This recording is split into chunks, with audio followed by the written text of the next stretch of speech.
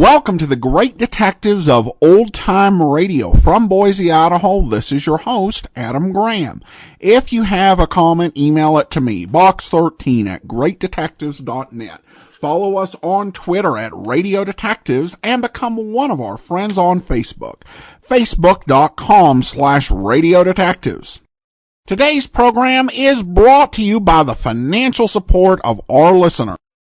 Today, I want to thank Paul for becoming our latest Patreon supporter at the Shamus level of $4 or more per month. You can become one of our ongoing Patreon supporters at patreon.greatdetectives.net. And you can also become a one-time supporter at support.greatdetectives.net. Or if you have the Zelle service through your bank, you can send a donation to box13@greatdetectives.net.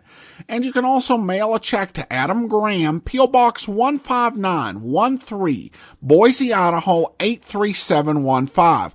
Also, over at greatdetectives.net this week, we have a look at 3 old-time radio detective programs that could actually be remade in the modern world, and one that couldn't. You can get all of my articles and reviews automatically sent to your Kindle, and you can try that service out free for 2 weeks. Just search for the Great Detectives of Old Time Radio in the Kindle store. All right, well, now it's time for today's episode of Dragnet. The original air date, February 15th of 1953, and this one is The Big Tooth.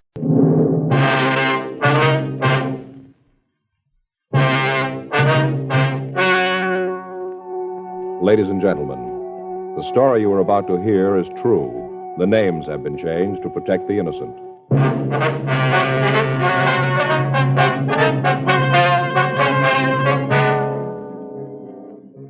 You're a detective sergeant. You're assigned to homicide detail. A young woman tells you that her mother has disappeared. There's no trace of her whereabouts. Foul play is suspected. Your job? Investigate.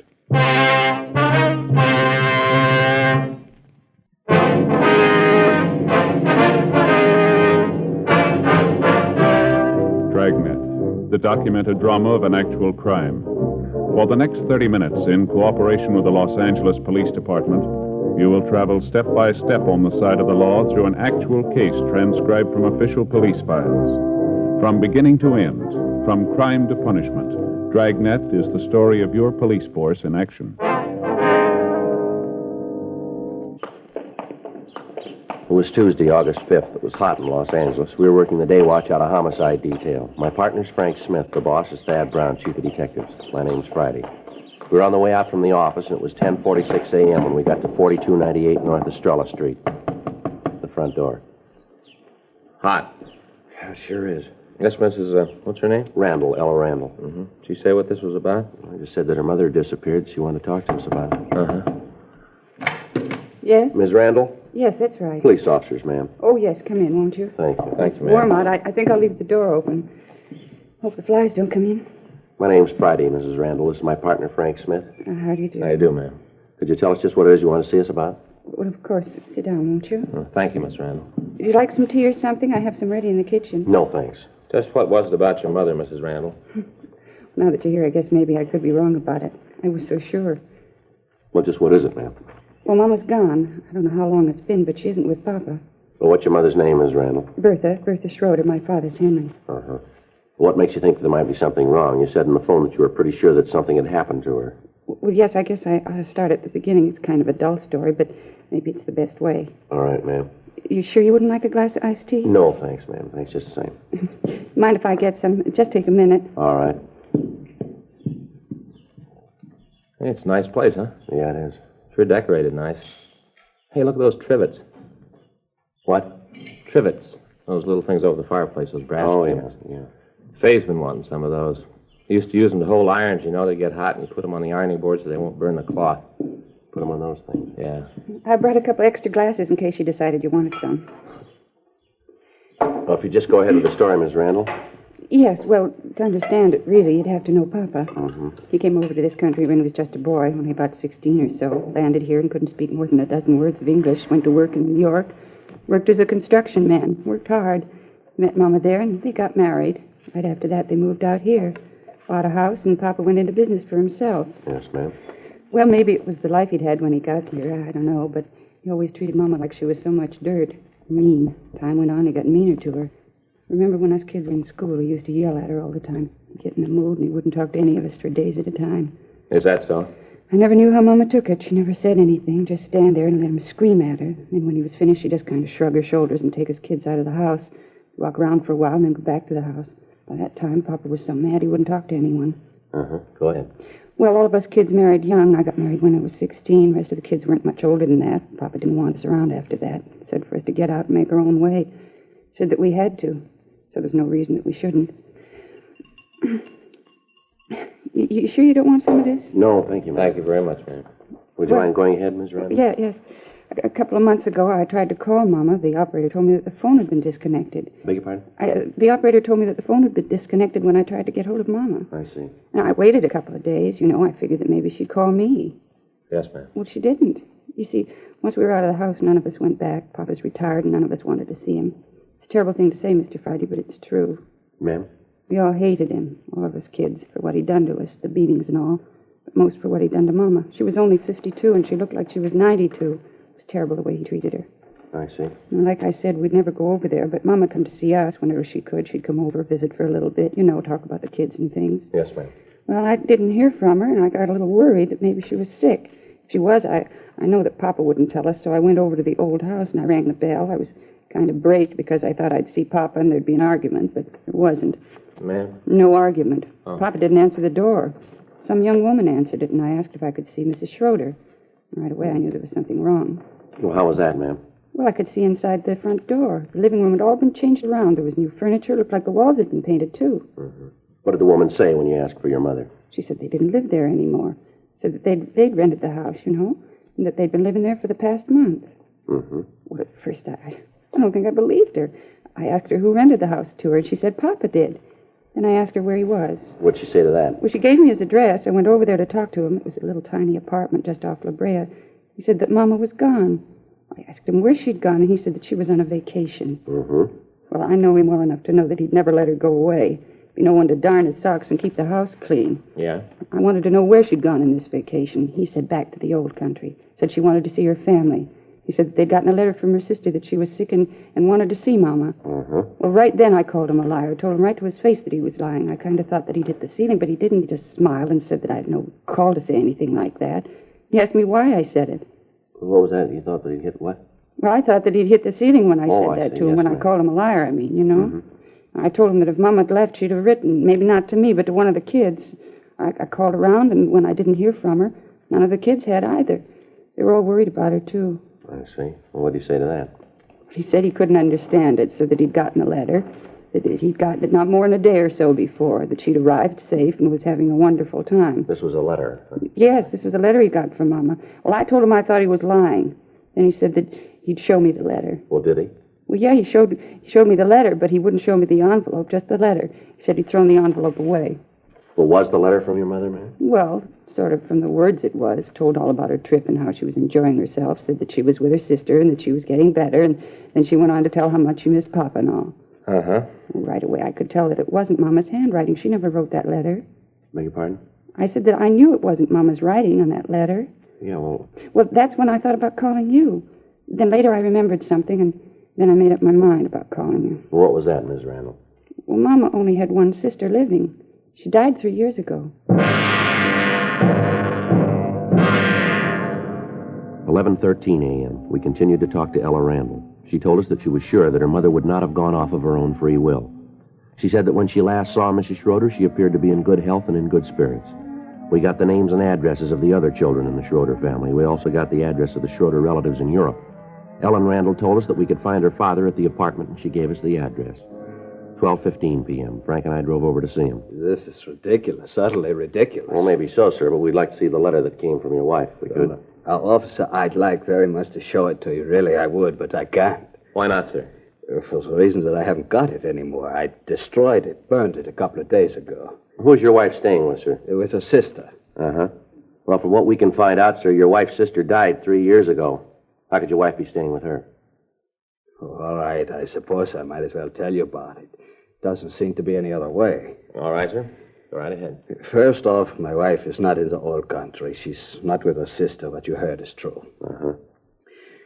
Officer, what I have to tell you is very hard to say. I find it hard to find the right words. That's all right, sir. You just go ahead. We've been married for 30 years. 30 years, man and wife, and then she did this. Almost broke my heart, officers. Is one of you married? Oh, yes, sir. My partner here is. Then you'd know what I mean. You'd know how it is. Sir? She left me. Packed her things and left. Didn't give me any reason. Just said she didn't want to be my wife anymore. Said she didn't want to share my roof. Just left. 30 years. All that time, and she left. What kind of terms were you and your wife on, sir? What do you mean, this term? Well, did you and your wife get along all right? Were you happy? Certainly. As I said, we were married 30 years. Yes, sir, I understand that, but did you ever have any quarrels? Sergeant, all married people have quarrels. Maybe the house isn't clean, maybe dinner isn't big enough, maybe the children get too loud. All married couples have quarrels. It's part of living together. Well, from what we understand, sir, some of the arguments you and your wife had were pretty serious. The people who said that are liars. They seem pretty sure. Liars, that's what they are. Oh, sometimes maybe I'd forget myself, get a little loud, but serious, never. How'd you get along with your children, Mr. Schroeder? My children? Yes, sir, that's right. How'd you get along with them? All right, they were a little wild. All children over here are like that, wild. They don't respect their elders, but I got along good.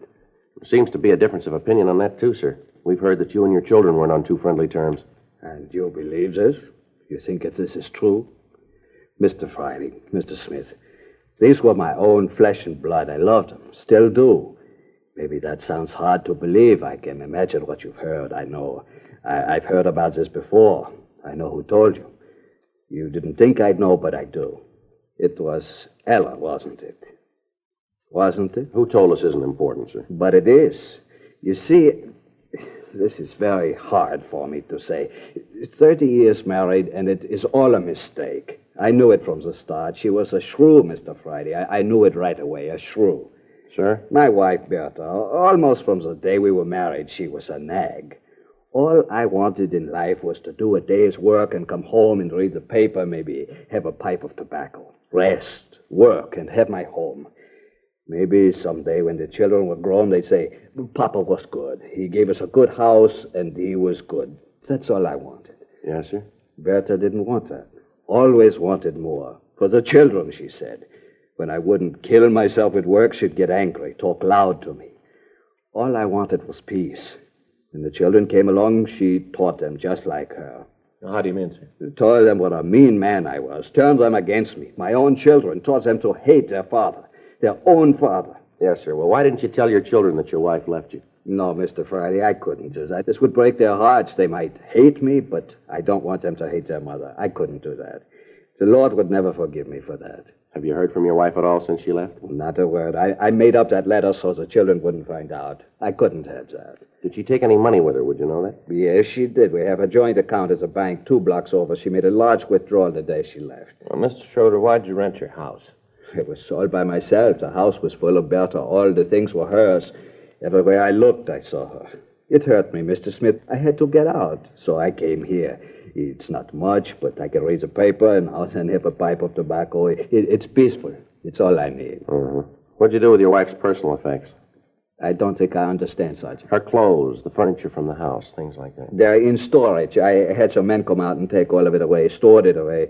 I thought that maybe someday Bertha would come back and we could take up where we left off. Yes, sir. Could you give us the name of the storage company where you left the furniture? Certainly. It's out on Pico. I can give you the address. Is that important? No, sir, not really. Just something we ought to check. Don't you think it might be better if you told your daughter about all this, or about what's happened? No, Mr. Smith, it wouldn't prove anything. Nothing at all. Well, that's the way you want it, sir. There's nothing we can do about it. It's better, Mr. Friday. Believe me, I know. If they hate me, there's not much I can do about it, but I don't want to bring them any unhappiness. I couldn't do that. Yes, sir. I'm 65 years old, Mr. Friday. I worked hard all the time, harder than most men. Had 4 children.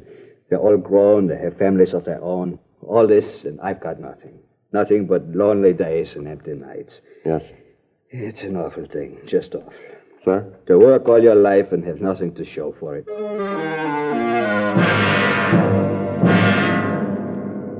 1:37 p.m. We got the address of the storage company from Henry Schroeder, and then Frank and I left to go back to the office. At this point, we had 2 stories. Both of them could be true. Both of them could be lies. There was no way of knowing. In the meantime, it was merely a matter of checking. Until it could be proved one way or the other, there was little action we could take. 2:15 p.m. Frank and I checked back into the office, and I put in a call to the storage house. Yes, sir. I'll wait while you're checking, huh? I don't know, Joe. Sure seems like the old guy is telling the truth. Well, we check this out, we'll know one way or the other. Such a nice little guy. Seems hard to believe that he'd do anything wrong. Yes, sir. Yes, sir. What was that? Uh-huh. Could you tell me when? What was the name? Mm-hmm. That's right. Yes, sir. All right. Uh-huh. Thanks very much. No, it's Joe Friday. F-R-I-D. Yeah. That's right. Michigan 5211, extension 2521. Right.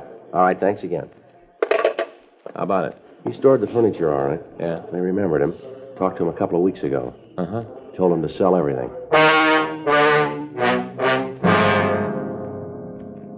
We drove out to the storage house and talked to the owner. He said that Schroeder had called them out to pack the furniture, and then he ordered it stored. A week later, he called back and told them to dispose of all the furnishings and personal effects. We called Schroeder's bank, and they told us that there'd been no large withdrawals on the date of her disappearance. Also, she'd drawn no checks since. We got in touch with the other children, and they verified their sister's story. They all said that the father was hard to live with and had on several occasions struck Mrs. Schroeder. They told us that it was possible that she had left her husband, but that she would certainly have gotten in touch with one of them if she had. They said that as far as they knew, Mrs. Schroeder was in good health, and she was in good condition mentally. One of the daughters said that they were planning on a shopping trip to buy school clothes for one of the grandchildren. The woman went on to say that as far as she knew, Mrs. Schroeder would not have left without saying something to her about not being able to keep the appointment. We got in touch with Ella Randall. She said that she would like to accompany us when we talked to the neighbors of the Schroeder woman. She said that she could point out her mother's friends and that she would be able to trace her mother's movements about the neighborhood for us. 4:15 p.m. We picked her up. We talked to the neighbors, and they told us of hearing loud voices coming from the house. They said that Mr. Schroeder was always angry at his wife, and he made no attempt to hide it. 7:30 p.m. We went on to talk to the people who had rented the Schroeder home. Come on in. Thank you very much, Mr. Armstrong. It's my partner, Frank Smith. This is Mrs. Randall. Yes, Mrs. Randall, I've met before. How are you, Mrs. Randall? How are you, Mr. Armstrong? Well, what's this all about? We'd like to ask you some questions about the Schroeders, if we could. Well, Mrs. Randall here would be able to answer them better for you. They're her parents. Well, yes, sir. We'd like some information from you, if we could. All right, go ahead. Don't think there's much I can tell you. Did you see Mrs. Schroeder when you rented the house? No, come to think about it, I didn't. Mr. Schroeder talked about her, but I didn't see her when we took the house. Uh-huh. How'd Mr. Schroeder act when you rented the place? I don't think I understand. Well, did he seem upset? Anything at all unusual about him? As a matter of fact, there was. What was that, sir? Well, the house was kind of old. You know, paint missing from some of the woodwork. Some of the paper was a little faded, and we asked him if he planned to fix it up before we moved it.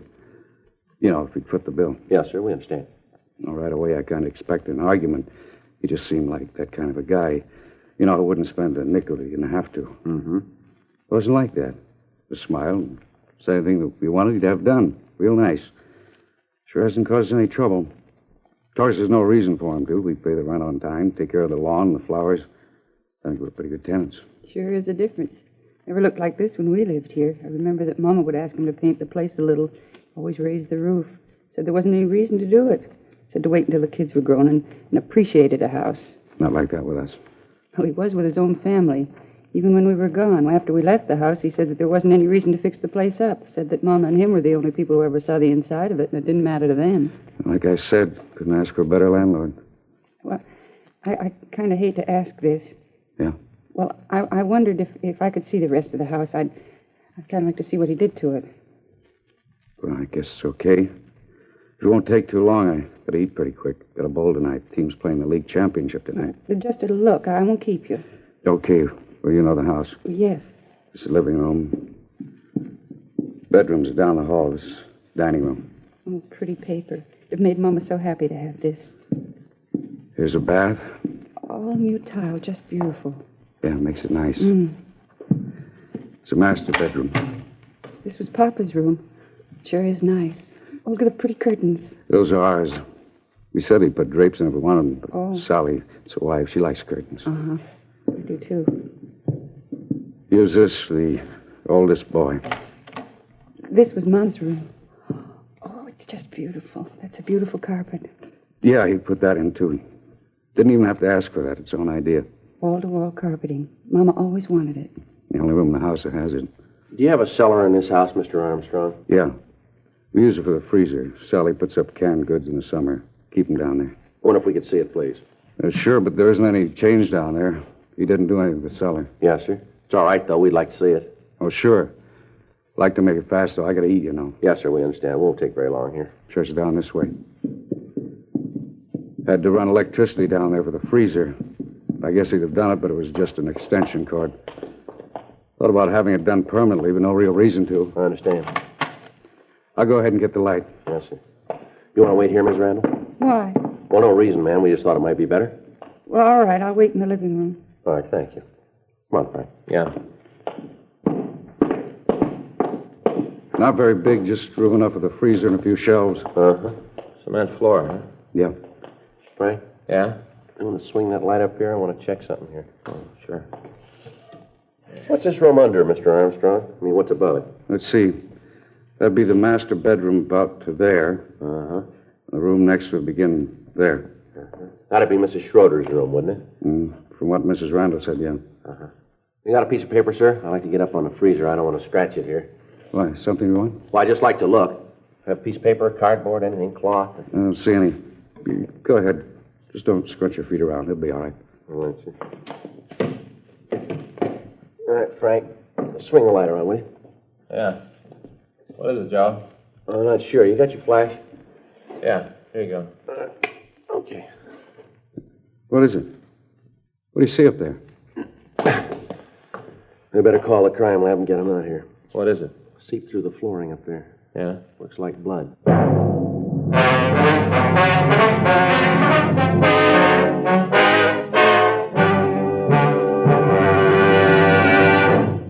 You are listening to Dragnet, the authentic story of your police force in action.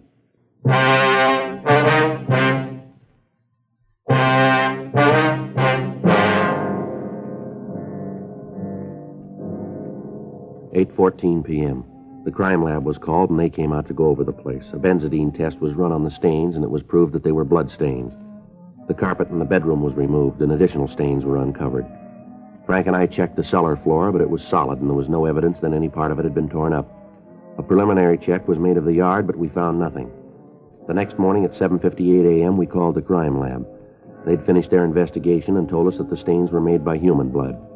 8:10 a.m., Frank and I drove out to the house to continue our investigation. Boy, it's going to be a scorcher. Yeah, it looks that way. Did you check that corner of the yard over there? Yeah, doesn't look like anything's been disturbed. Well, let's talk to the neighbors again. There's got to be an answer someplace. Okay. You know, I'm going to tell Faye to get me some of those shirts with the holes in them. What do you mean, holes in them? You know, like they wear back east. Little bitty holes between the material. That way you don't get so hot. Yeah. Hey, wait a minute, Joe. What? There's something on the grass over there by the rose bed. Oh, it's probably a locket or something one of the kids dropped. A toy, maybe. Yeah, I'll get it. Give it back to Armstrong. What do you got? Piece of dental bridge work. Looks like it's been in a fire. The crime lab was called, and they went over the backyard. They checked the incinerator, and under a large heap of ashes, they found several pieces of bone. They took a sample of the ash back to the lab to examine it. We got in touch with the daughter, Mrs. Randall. We got the address of Mrs. Schroeder's dentist. Frank and I drove out to talk to him. We showed him the piece of dental bridge work that we'd found, and he identified it as positively belonging to Mrs. Schroeder. He showed us the card from his files, which gave the date that he'd installed the bridge. 11:56 a.m. We called the crime lab, and Lieutenant Lee Jones told us that the ash and the particles of bone that he'd recovered could be of human origin. 12:15 p.m. We drove out to the apartment and took Henry Schroeder into custody. We talked to him in the interrogation room. I don't understand all this. None of it makes any sense. Well, it's pretty simple, Schroeder. Simple? You say that I killed Bertha, and you say it's simple. How can you say that? Why do you say that? You must have a reason. I've told you all I know. A couple of things you didn't tell the truth about, sir. What? You said that just before your wife left you, she made a large withdrawal from your account, didn't you? That's right. She did. She did take some money. Well, in checking your bank account, we found no record of any such withdrawal. You've got no right to go through my bank account. You've got no right. This is a murder investigation, Schroeder. We've got a right to clear it up. But she did take the money. She did. You've got to believe me. It's a little hard to do, Schroeder. Since your wife disappeared, she hasn't drawn any money out of your account.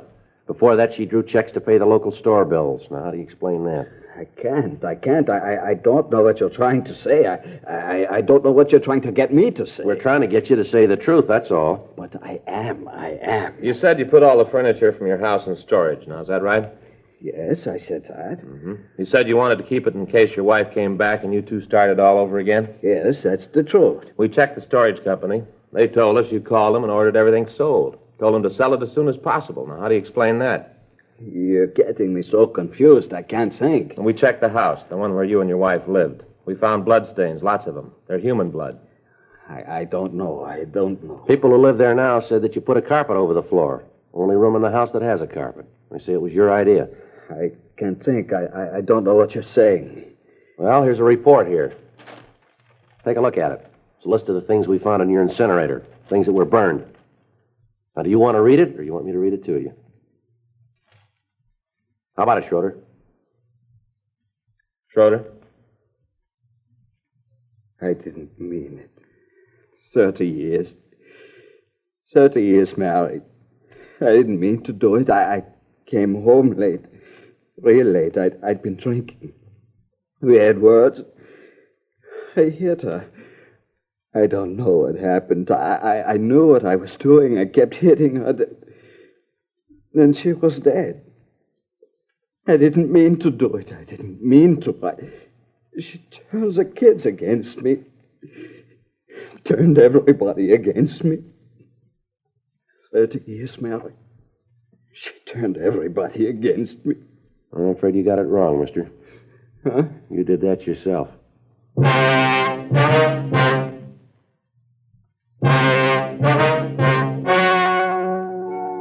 story you have just heard was true. The names were changed to protect the innocent. On December 10th, trial was held in Department 87, Superior Court of the State of California, in and for the County of Los Angeles. In a moment, the results of that trial.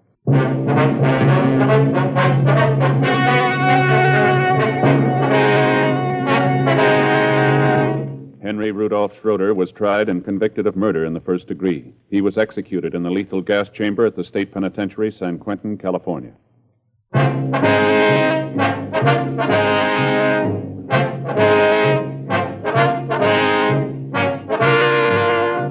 You have just heard Dragnet, a series of authentic cases from official files. Technical advice comes from the Office of Chief of Police W.H. Parker, Los Angeles Police Department. Technical advisors, Captain Jack Donahoe, Sergeant Marty Wynn, Sergeant Vance Brasher. Heard tonight were Ben Alexander, June Whitley, Harry Bartell. Script by John Robinson. Music by Walter Schumann. Hal Gibney speaking. For a million laughs, tune in Chesterfield's Martin and Lewis show Tuesday night on this same NBC station.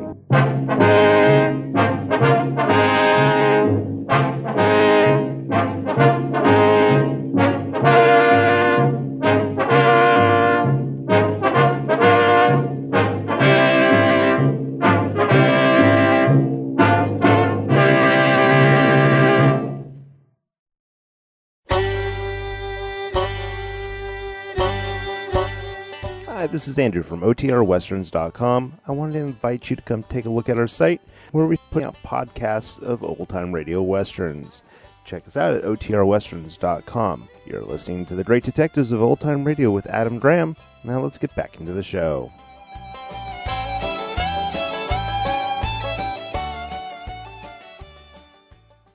Welcome back. A couple of important points in this episode. Obviously, we get a picture of a case where Friday and Smith get two very different versions of the truth, and both are plausible, but both also can't be true. And in the way it ends up, it's a reminder as well that you can't always tell who somebody is just by how they act in front of you. I mean, Smith had this whole idea that this guy, he doesn't look like somebody who abused his wife or was a horrible father. Just seems like a real nice, reasonable guy. And the family's account just seemed a little bit out of whack to him. But in the end, it turned out that the way he acted with the family was very different than the way he acted with the officers. And even the way he acted with the tenants, because it really did try to emphasize the sort of double way he lived his life. You know, when his daughter was going through her old house and say, wait, this is so much nicer than when we were living there. He would not spend a penny on anything. So an interesting story, though I think from the start the father story did have quite a few gaps in it. All right, well, that will do it for today. Join us back here on Monday for Night Beat, and then next Saturday, another episode of Dragnet. In the meantime, send your comments to box13@greatdetectives.net. Follow us on Twitter at Radio Detectives and become one of our friends on Facebook. Facebook.com/Radio Detectives. From Boise, Idaho, this is your host, Adam Graham, signing off.